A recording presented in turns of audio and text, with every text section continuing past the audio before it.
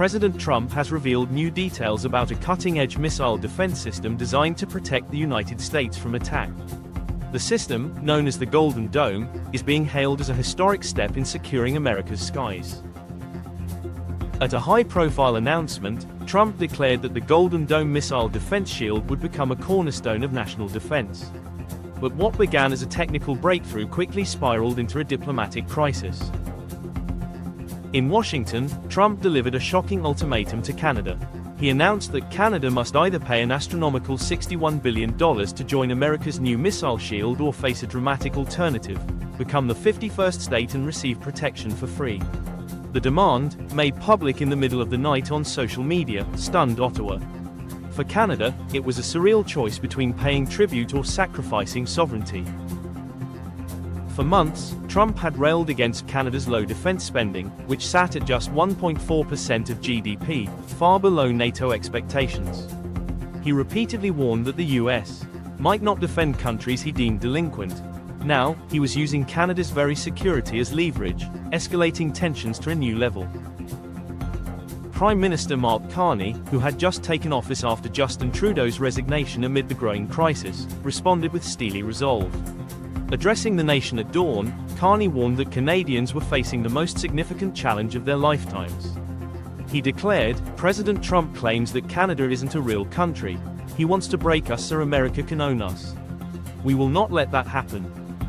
Trump's aggressive approach had turned a trade dispute into a battle over national identity and survival.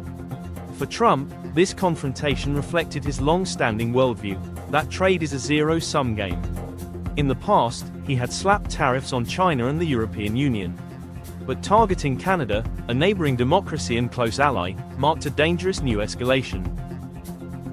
At rallies, Trump thundered that America would no longer be taken advantage of, framing the standoff as a righteous reckoning for a long-abused superpower. He even mused about annexing Canada outright to seize its wealth. His supporters roared with approval, while seasoned officials in Washington watched in alarm, worried about how far he might go. By early 2025, Washington launched a massive wave of tariffs against Canada. Trump claimed Ottawa had failed to stop the flow of fentanyl into the United States, even though Canada accounts for barely 1% of America's supply. Using this as a pretext, Trump hiked tariffs on Canadian goods to 35%. Lumber, steel, aluminum, automobiles, even oil and electricity exports were hit, with a 10% energy tariff imposed for the first time in history.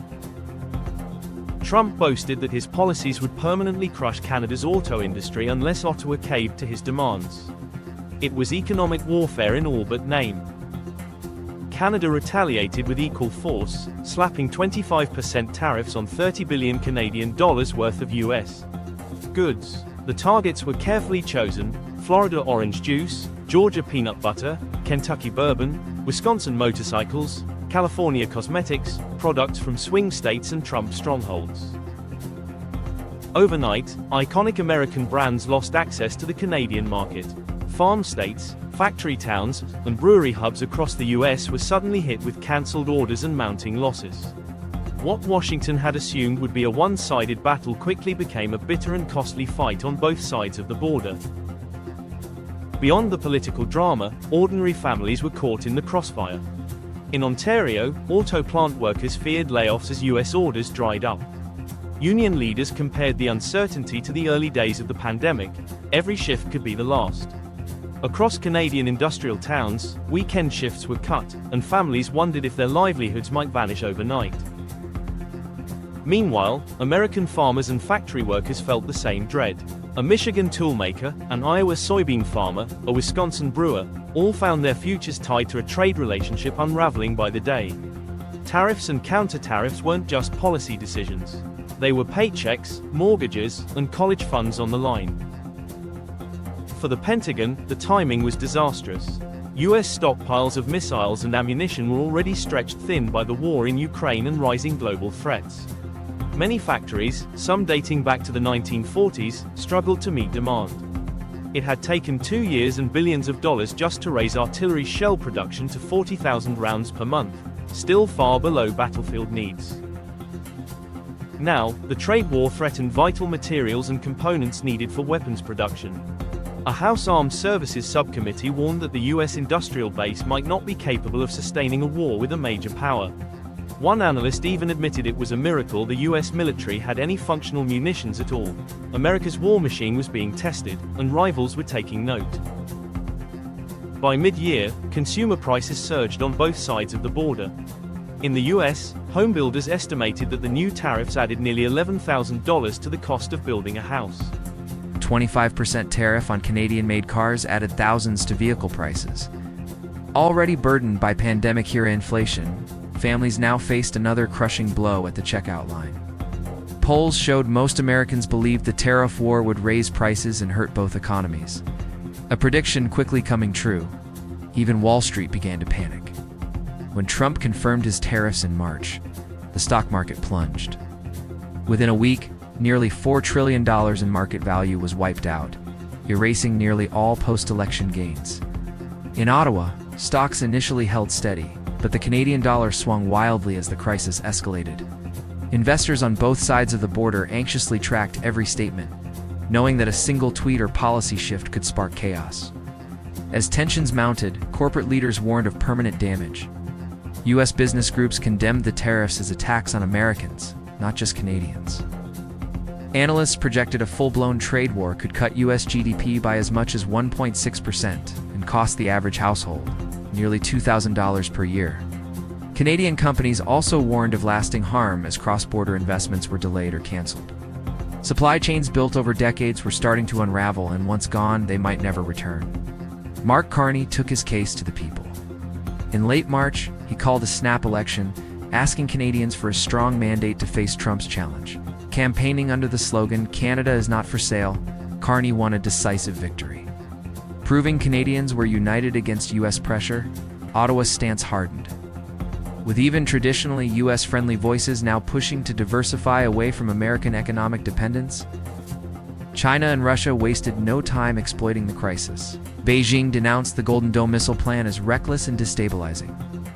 Moscow portrayed Trump's economic bullying as a warning to other nations. Even North Korea joined the chorus, accusing Washington of militarizing space under the guise of missile defense. America's rivals were delighted to see cracks forming in Western unity. Even NATO was shaken. At a tense summit in The Hague, Trump forced European allies to commit to raising military spending to 5% of GDP by 2035. Though he celebrated it as a win, many European leaders quietly questioned whether Washington could still be trusted. France and Germany accelerated plans for independent defense programs, preparing for a future where U.S. protection was no longer guaranteed. By summer, political and market pressures forced a temporary pause. Trump agreed to freeze new tariffs for 90 days, though the punishing auto tariff remained. Canada held off on new countermeasures, creating a fragile ceasefire, but the damage was done. Trust between the two nations had been deeply shaken, and both were already preparing for the next confrontation. Amid this standoff, Canada discovered a powerful source of leverage: critical minerals. Modern weapons and technologies rely on rare materials, and Canada is a leading supplier of 23 minerals vital to U.S. national security, from uranium to rare earth elements. By threatening these exports, Canada gained newfound influence over global defense supply chains. European nations quickly courted Canada, offering new trade and defense partnerships. In May, King Charles III addressed Canada's Parliament, symbolically affirming Canadian sovereignty. By July, Canada announced it would join a European defense initiative aimed at reducing reliance on U.S. weapons, the once unshakable North American alliance was splintering into competing blocs. For Washington, the reality was grim. Replacing Canadian resources would take years, even decades. Opening a new rare earth mine can take up to 17 years. Trump's policies had promised to strengthen America, but instead, they exposed its dependence on allies and fragile global networks. This was the worst rupture in U.S. Canada relations in generations. The two countries had fought wars side by side and built supply chains that blurred the border. Decades of trust were crumbling. Leaders in both nations began to ask an unthinkable question. What if the partnership that had underpinned their prosperity was no longer reliable? By the end of this crisis, one thing was clear. This was more than a clash over trade or defense. It was a test of how interconnected the modern world has become. Globalization had made nations wealthy and secure, but now those same connections were being weaponized. Allies were treated as adversaries, markets became battlegrounds, and the logic of shared prosperity gave way to the harsh reality of conflict. The tremors from this confrontation rippled far beyond North America, forcing every nation to reconsider the balance between sovereignty and interdependence. The true cost could not be measured in dollars or lost jobs alone. It lay in the unraveling of a global order that once seemed unshakable. This is USA News Report. Thanks for watching. We'll see you in the next video.